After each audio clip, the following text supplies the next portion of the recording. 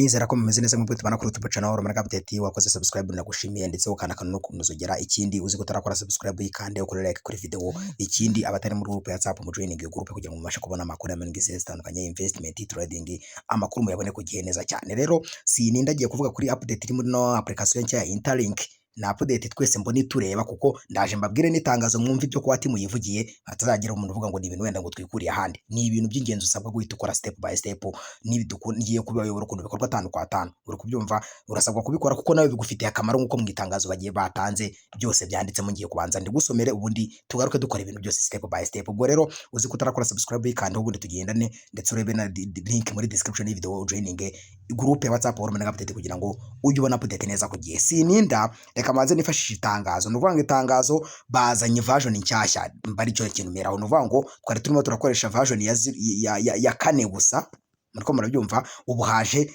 kane point 4.0.5 iyi niyo iriho niyo baduhaye ubuno nanga none rano mu itangazo mvuko icyo ikiyo iyi version nshyashya yazanye. Ubwo ku bantu mutari munanabizi uragenda ukora update ya application ya Interlink nyine kuri Play Store iriho ndetse ari n'ujya kumayininga kubera ko babikora neza cyane. Iyo ugiye kumayininga nago utarakora update nago mayininga bitarakunda. Ubwo icyo ukora rero urabanza update application yawe kugira ngo ubashe kwa accessinga izi feature nshyashya abonyeyemo. Uko biteye rero bari kuvuga yuko Interlink version nyine ya 4.0.5 yabaze kuba live bari kubimenyesha nyine abanyamuryango murabyumva. With this version several new addition has been introduced enhance the overall experience with Interlink system ndetse bari kuvuga yuko nyine hari ibyo bongeyemo muri nonuza bigomba kugira gute gufasha ino projet yabo kuraninga neza cyangwa se kuba ibintu biri ku murongo neza cyane. Noneho wumve birimo rero noneho wumve ikirimo news cyangwa se amakuru arimo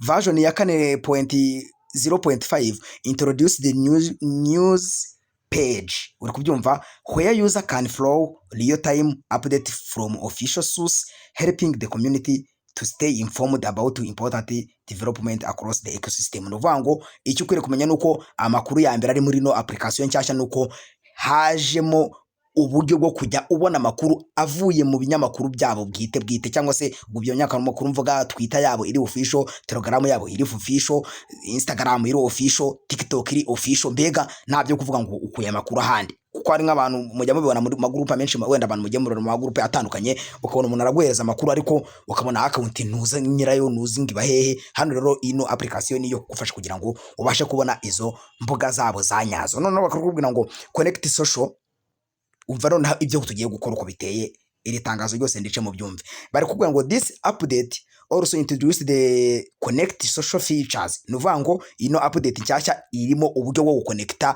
ama social media yacu muri Interlink.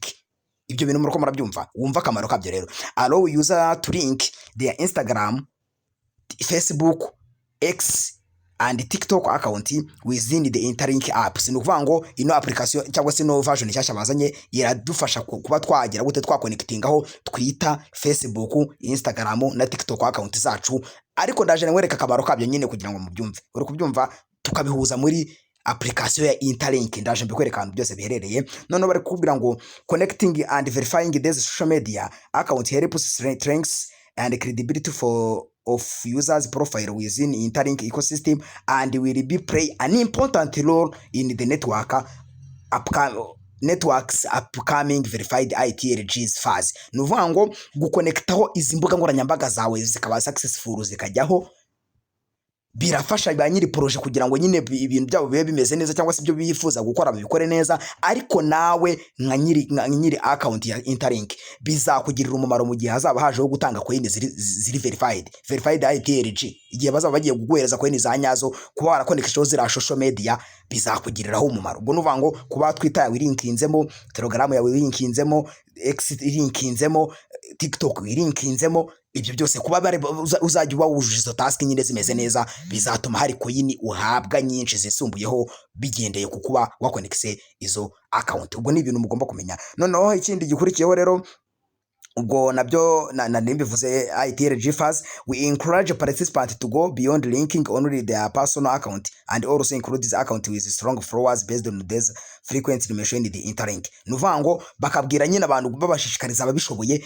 ko bashyiraho imbuga nkoranyambaga ziri active cyangwa se zifite aba followers benshi niba ufite nka Twitter wenda ifite abantu 100,000 urumva bibaye byiza waba ari ushyiraho kugira ngo ushyireho nk'abantu 1,000 uri kubyumva, ndetse bibaye byiza cyane ukaba izo account ari za crypto. Dufata urugero nk'ubu niba dufite Twitter ya All Morning Update, nkaba mfite Instagram ya All Morning Update, TikTok ari All Morning Update, mu by'ukuri urumva ko n'ubundi ninjya nzajya mvuga ibintu byerekeranye na crypto nkavuga Interlink, urumva n'ubundi nzaba ndi mu bintu bya crypto n'ubundi. Bibaye byiza bari kuvuga yuko umuntu uzajya uvuga Interlink kabisa azajya nyine ari kulinkinga ibintu bya nyabyo, kuko ni urikinga aho Twitter ukajya uhora uvuga Interlink inalinkinze, urumva ko bizajya biba ari byiza cyane. Nibyo bari kubwira abantu. None ikindi basorezaho wenda kugira ngo tunakora ibyo basaba gukora, bari kuvuga ngo this release marks the final chapter of X series to completing an important stage in evolution of the Interlinks app and ecosystem. Prepare for each next phase. Version ya 5 uvuga ngo iyi izaba ari nka hariyo chapter ya nyuma cyangwa se niyo update ya nyuma, niyo version ya nyuma tuzaba tubonye irimo ibingibi. Version yindi cyacyo bwizaza izaba ari 0, izaba iri kuri version ya 5. Urumva turi kuri 4.05 murabibona hano hejuru. Ubwo iyi ni tuzongera guhabwa update ari uko bazana iya update ya Interlink 5.0. ubwo mu byumve neza nuko uko zigenda nyine version zitandukana. Sininda rero kugira ngo ubone nyine aho guconnectinga mizo mbuga nkoranyambaga zawe, ubwo biragusaba kuba uzifite. Nk'ubu nkanjye nge murabona ko nzifite zose bavuga ndazifite. X ndayifite, Telegram irahari, TikTok irahari, Instagram irahari, Discord ndayifite na online. Mbega iyo bari butsabe yose nge murabona ko hafi ya zose ndazifite. Izo barasaba tugiye kureba ngo isi zisabwa noneho nizi. Sininda nabonye bitaza kwirwa binagorana, dore ubundi yukanza handitse ngo verified ITLG, handitse ngo verify ITLG hano ugezemo hano, ubundi ugatukanda hano handitse ngo connect social. Si ngombwa kwirwa ujya kure rwose, handitse ngo connect social cyangwa se ugakanda handitse ngo connect here, uhita ubona imbuga basaba. Murabona ko barazikwereka X, Facebook, TikTok, YouTube, murazibona zose. Ubundi ugakanda handitse ngo add social account, add social account. Murahabona ubwo hakandaho, wamara gukandaho urabona ko imbuga zirahari. Urubuga rwa mbere bakubwira ni Facebook. Ubwo bayo yifite uyikandaho, wenda reka dufate urugero tuyikandeho.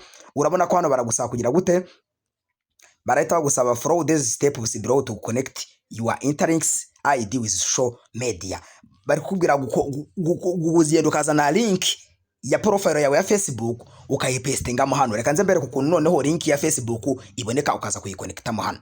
Ukundi iboneka rero nyine uraza gufungura Facebook yawe urayijyamo na link ucaho. Numara kuyigeramo rero Facebook yawe yigezemo, urareba uraza kujya kuri profile ya phone yawe, urayikanda kuri profile winjiremo. Nugeramo hano muri profile urakanda dore utudomo 3 muratubona turi hano.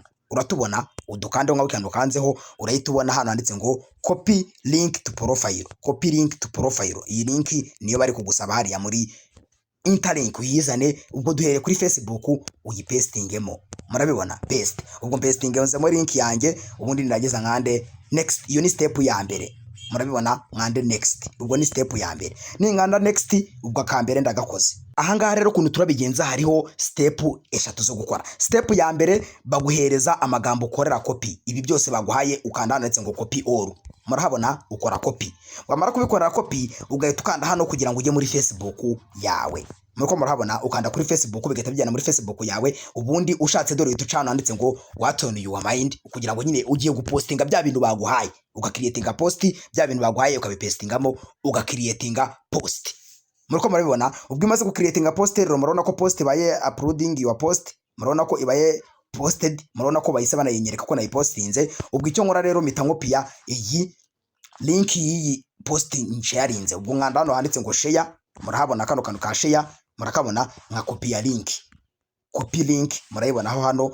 Ubwo ndibinde kubikora kugira ngo na video itabandende. Ubwo mwaza kuza gusaba meetingamo ya link muri Interlink. Abantu mwakoze nka hari ama verification twajyaga duhabwa muri zino projet za IC, murabyibuka ukuntu zabaga zikorwa ku bantu mwakoze izo projet. Ubwo naho ni kubigenza. Ubwo ndapestingamo hano ya link nyine ya post, muriko murabibona. Ubundi nkande connect now, ubundi nkande confirm. Please make sure you set up public and contains exact text provided. Ukagomba ku making sure koko ibyo bakubwiye babikoze neza ugakonfirma.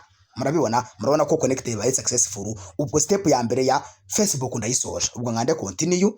Ubwo Facebook we murabona ko yamaze kuba connected, murabibona yabaye connected. Ubu nshatse nakora disconnect ariko nyine namaze kuyishyiramo. Ubwo gufata indi nanone nkanda ndetse ngo add social, murabibona add social rero. Ubwo wenda reka mfate nk'iyindi, ubwo reka mfate wenda X, reka naruke mfate X. Gufata X barahita bakubwira kugenda kuzana Twitter link cyangwa se profile link yawe. Ubwo tujye muri Twitter yacu nyifungure, nimara kuza kuyifungura ubwo ibindi kubikora kugira ngo video itaba ndende, ugahita ureba hano hejuru profile murayibona hari hejuru.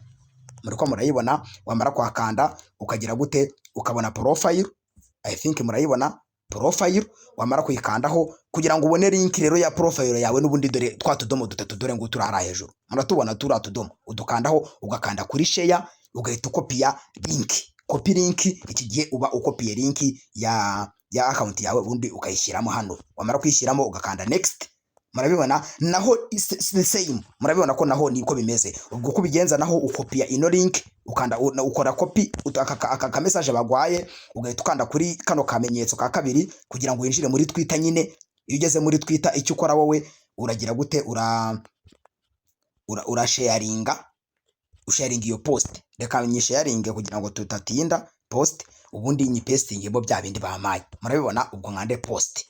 Nimara ko postinga murabona ko post yabaye sent, ndategereza gato nyine ibanze ya updatingemo hano muri profile yanjye. Murabona ko yagezemo dore ngiyi post. Ubwo nanone nayo ndakanda kuri kano kantu ka share nyikopiye link yayo. Murabibona ndagakandaho ka share muri copy link, ubundi nyizane ya link nyishyiremo hano ya post nakoze. Muriko murabibona ubwo mite nkanda connect nawe nongere mwumfurime ko nabikoze. Nuko nguko bigenda bikorwa nyine. Murabona ko nayo namaze kuyadingaho no kuri Facebook. Ubwo izino social media zose baduhaye bayigeza wazishyiraho. Ubwo ukanda kuri add social, nanone niba ari Instagram ukabikora gutyo, niba ari Twitter ni kuri byose bikorwa. TikTok aho byaza kuza kugushanga ubwo ni kugira ngo video itaba ndende. Ubwo hose rero nuko nguko bigenda bikorwa, nta kintu na kimwe kigoranyemo. Murabona ko izo ukoze zitazijyanamo. Ubwo urongera ugakanda kuri add social account ugaconnectaho izi zindi. Murabona ko zihari. TikTok irahari, ushobora guconnectaho Instagram. Ubwo nyine nduranga kwirwa mbikora byose bikorwa kimwe. Wowe ukora uragenda ukazana profile ya account yawe, amara kuyizana ukayisubmitingamo, ubundi bakaguhereza ugakopia utugambo, ukagenda ukatupostinga, ukazana link y'iyo posti ukayishyiramo, ubundi ukakora bisoje. Nuko uko bigenda bikorwa. Nabonye ushobora no kuba washyiramo nyinshi, ushobora kufite nka Twitter nk'ebyiri. Nabonye ushobora kunyura ukaza ugakanda kuri add Twitter nabwo ugashyiramo indi, nabwo bikajya bigenda biguhereza score.